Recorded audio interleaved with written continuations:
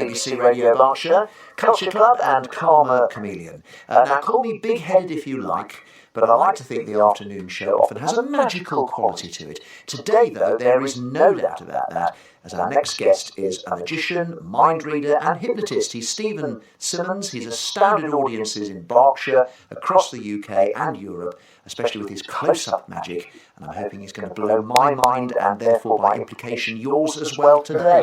How very nice to meet you. Thank you so much for having me on. Happy New Year as well. Yeah, nice to see you. And I think I hear a bit of an accent there from what was once my part of the world. Okay, there's a bit of a twang there. I'm from Cornwall originally, but I've lived up around this way for maybe 10, 15 years or so. Now, I was wrong. I was thinking maybe more like Wiltshire or even Hampshire. Okay. But Originally not. Down in Cornwall, but it's been a long time, so I think the accent sort of dwindled a bit from where it was originally. Just a little bit, right. So that's your geographical story. What about your magic story? When did magic first enter your life? Oh, it was that old cliche of having, it's actually a Paul Daniels magic set when I was very young, and I just fell in love with being able to freak people out and making people sort of just enjoy the art form of magic, and it just never stopped. The passion and love for it just never dwindled. I still love it to this day. And if they told that little boy that a few decades later he'd be chatting on the radio, would not believe him. But with Debbie McGee, a very fine magician in her own right. Absolutely, yeah. People, I think, even today don't realise that the magician's so-called assistant has to be as good at magic as the magician. Yeah, absolutely, yeah. So I bet when you did her, or actually you didn't do her show, did you? I got her show, but it was Kirsten O'Brien who was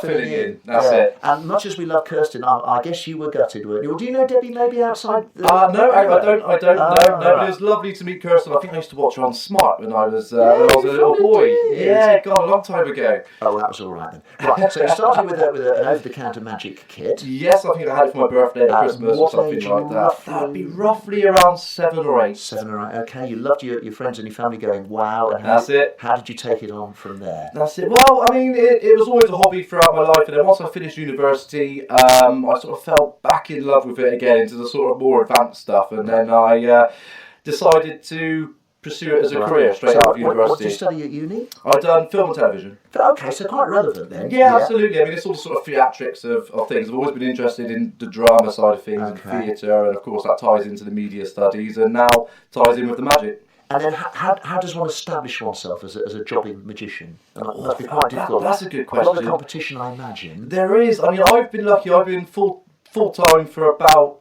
7 or 8 years or so. So of course it starts off a little bit slowly, but once the ball starts rolling and you keep getting those repeat bookings and your name starts to spread a bit, it becomes a bit easier.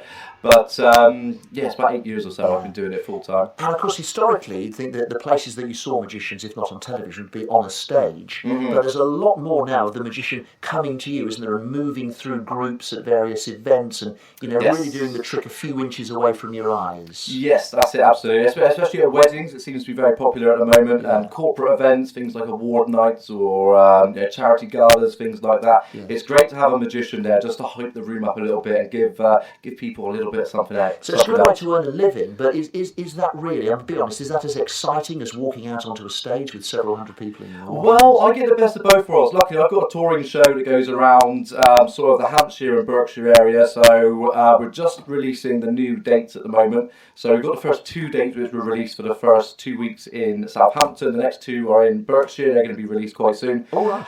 They're both going to be in Reading. Okay. So I get the best of both worlds. I can do the walk around and I can also have my touring stage show, which is great. We must have a shout out for your website before you finish so that people can check on that when it's going to come out. Let's do a trick. So we do a trick. Okay. Have you got your phone there? I've got a mobile phone. Excellent. If you just open it up and go on to Google for me, or a search engine, Ask Jeeves or whatever it is people use these days. I think Google should be fine. I'm going on to Google. And if we, just grab it. I've got to give it to him. Perfect. Okay. Only because it's going to make it a little bit easier and a little bit quicker. So. So we're going to type in images of, and you're going to search for an image, essentially, okay? But it has to be an image that has some relevance to you, okay? So what I mean by that, it can't be Jamaica, if you've never been to Jamaica. Right. Ideally something to do with your past or your childhood, maybe like a hobby, but something you've got some kind of connection with, something I can try and pick up on. And as you search for an image of this, it's important you keep it away from yourself. And so your listeners know as well, there's no sort of cameras around me that are showing what's happening or what you're going to type in. So I'll look away. I've got to keep it away from myself. Oh, so no, away from me. Oh, away from me. So I don't want to see it, but you have to see it, or else it'll just maybe be random. I'm going to give you a really hard one here. Oh, okay. You will never get this. Okay. This is not at all going to be obvious. This is not going to be a puppy or anything like that. Right. Okay. I don't even know whether there will be an image, or maybe I've spelt it wrong. Hang on, can I have another go? Yeah, whatever you like. Yes. This is such a great one. This will really, really test you. Okay. Can I find? I think I can find an image of it. Okay, I have found an image of it and I have opened it. You have an image? Excellent. Okay, so just have a look at the image for me and just take a couple of seconds, a couple of beats, just to try and get that into your mind.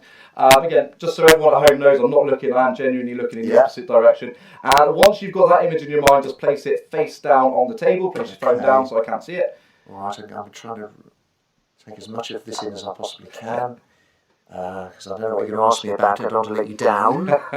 But right, I'll have to do, I guess. Okay, perfect. So this is always a bit of a risk for me because it's not like a card trick where you can sort of manipulate the cards or make people choose things that you want to pick.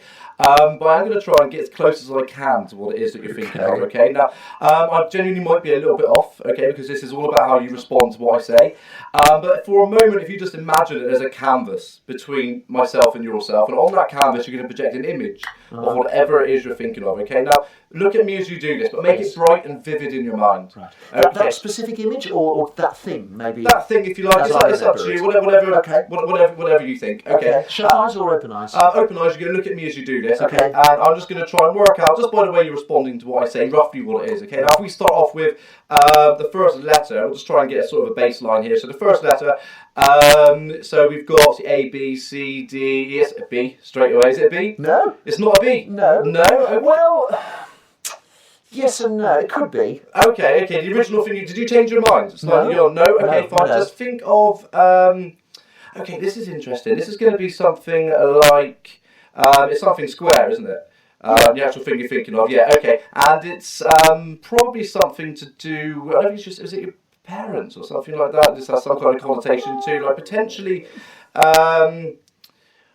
I mean, I was going to go with something like a brick or something like that. Was that even remotely close? That's the kind of image that I've got in my mind. Very good. Very close. Okay, I'm going to go with brick. I mean, if that's not exactly right, but I'm hoping that's sort of close enough to... So that's what we said? I'm going to go with brick or bricks or something like that. That's the image I've got. Okay.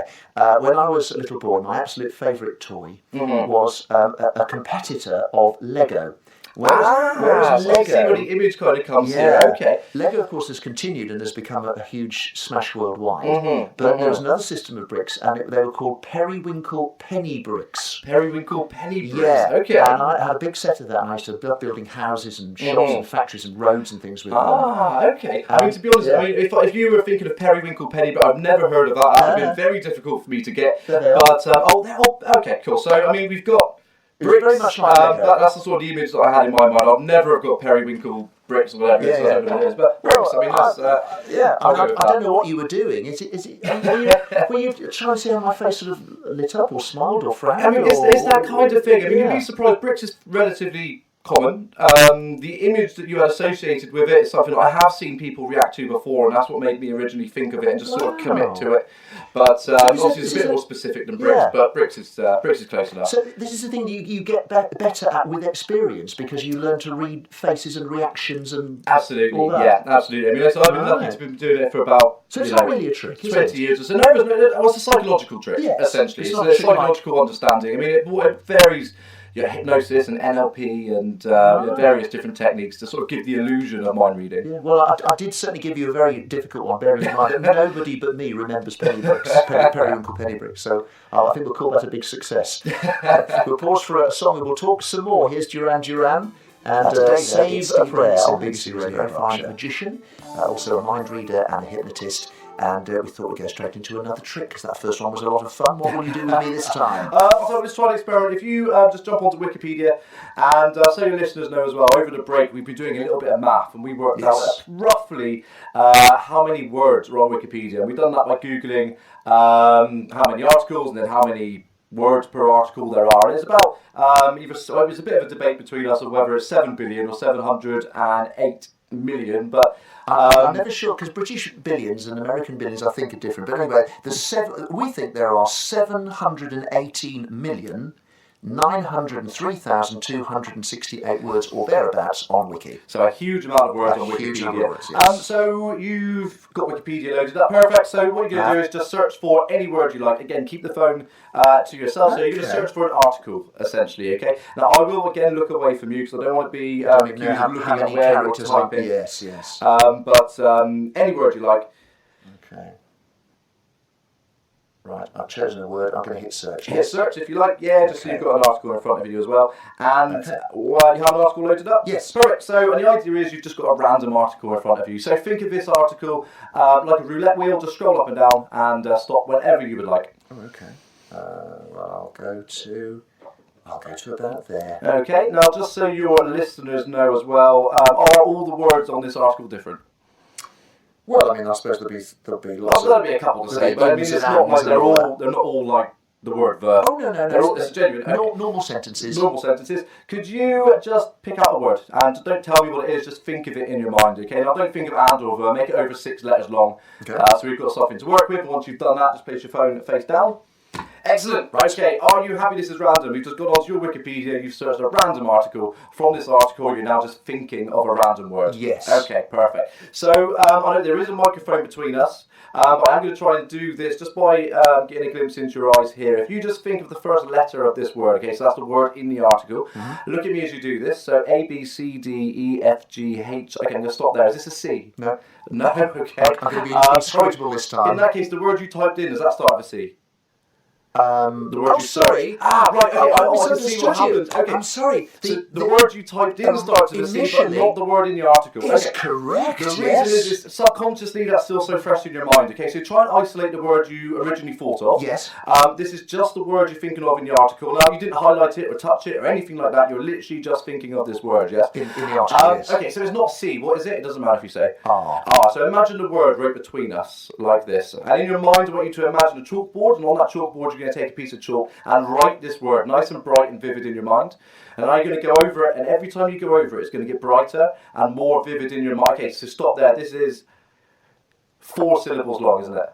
It is. Okay, it's interesting because every time people are always nodding their head along with it, so try not to give me any clues as you're doing this, but if you just think of a letter from inside the middle of this word now. Okay, perfect. Change your mind for a moment. Change my mind. Change your mind to a different letter. Yeah.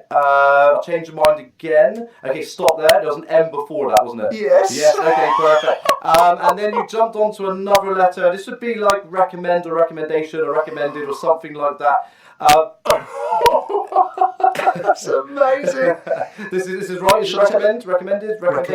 Perfect. Yes, okay, excellent. Recommended. And genuinely, this was just a random word you thought of. Let's take it a step further because you had a word you typed in as well, the original word you thought of. Yeah. Think of that for me. Let's go for this before we go. So think of this.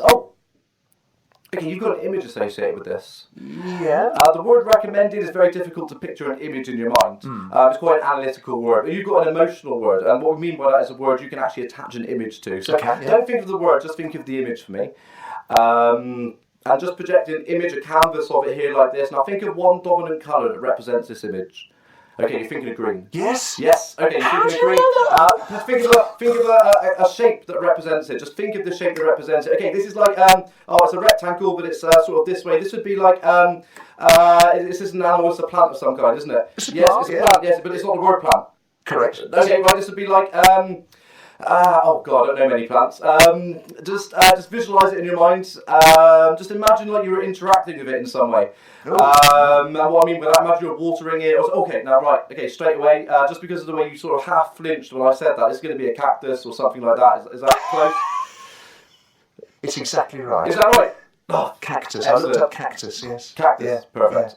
Yeah. So my flinching was the clincher there, was it? Yeah, plants are hard. I don't know many plants. See. I mean, again, it's kind of like the periwinkle bricks. If I don't actually know what it is, I mean, some people go for certain makes of cars, and I don't know any makes of cars particularly. So what do you do in that case then? I mean, if I get car, I think that's close enough sometimes. But Yeah, cactus. But you could have a specialist in, I don't know, nuclear science or brain surgery or something, and they could put in a word that you couldn't even get close to. In the same way that, you might not do Vauxhall Viva, but you might say calm. Mm-hmm. That has happened before. Yeah. What do you do? Do you just admit that you failed, or can you salvage that in any way? I mean, the thing is, I'm pretty good, as you notice, at working out the individual letters. So even if I can't get the word itself, I can normally get enough letters in there for it to be. Yeah. But yeah, some words are very long. But yeah, most words, if I can sort of piece together what it would be, just by working out the individual letters in there. I was doing my best inscrutable face there, apart from my little flinch. Does that matter? Are some people a lot easier than others because some of us can't help but give away what we're thinking some people truly are inscrutable? I don't think anyone's particularly easier than anyone else. I think I've been doing it for a long time. There's certain cues that I pick up on, and everyone sort of has this baseline that they're on. No one's particularly suggestible or easier to read or more difficult to read. Everyone's pretty much on the same level, I think. Well, I'm absolutely stunned. That was amazing. It really was. We shall talk some more in a moment. BBC Radio Berkshire. With travel you trust, as it